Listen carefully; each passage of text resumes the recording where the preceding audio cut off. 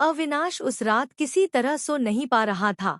उसके मन में अजीब सी बेचैनी थी, जैसे कि कोई बहुत बड़ा और घातक सच उसके सामने आने वाला हो।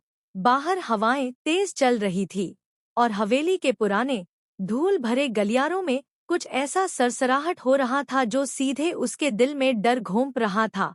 उसने अपने आप को समझाया कि शायद यह केवल उसका वहम है, लेकिन तभी नीचे से धीमी आवाजें आईं और यह आवाजें बार बार उसके कानों में गूंजने लगीं। और उसने तय किया कि अब उसे चुपचाप देखना ही होगा।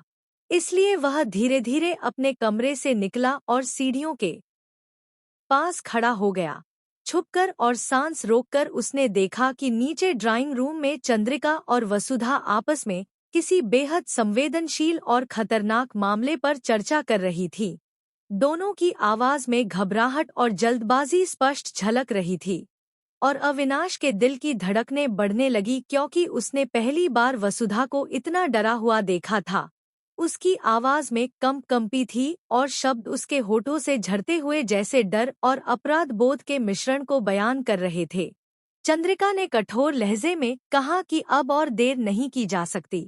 अगर सच्चाई बाहर आ गई तो सब कुछ बर्बाद हो जाएगा।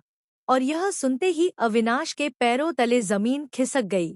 उसे समझ नहीं आ रहा था कि आखिर कौन सा ऐसा राज है जिसे उससे छिपाया जा रहा है। और वसुधा ने कांपती आवाज में कहा कि उसने पहले ही मना किया था, लेकिन अब हालात उसके हाथ से निकलते जा रहे हैं।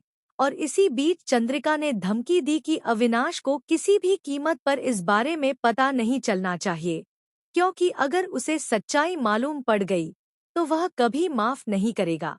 और यह सुनते ही अविनाश के भीतर गुस्सा और दर्द एक साथ उभर आए। उसकी आंखों में नमी भर गई, पर उसने खुद को संभाला। उसने महसूस किया कि जिन दो लोगों पर वह सबसे ज्यादा भरोसा करता था, वही उससे सबसे बड़ा राज छुपा रही थी। और यह सोचकर उसका दिल जैसे जकड़ गया और उसके भीतर एक अजीब सी बेचैनी फैल गई। और तभी चंद्रिका ने योजना की बारीकियों के बारे में बताया कि आने वाले दिनों में ऐसा कुछ होगा जिससे अविनाश का सारा शक किसी और पर चला जाएगा और वह कभी सच्चाई तक नहीं पहुंच पाएगा। और वसुधा थोड़ी देर चुप रही, फिर बोली कि उसे डर लग रहा है, क्योंकि अविनाश बदल चुका है। उसकी आंखों में अब पहले जैसी मासूमियत नहीं रही। वह सवाल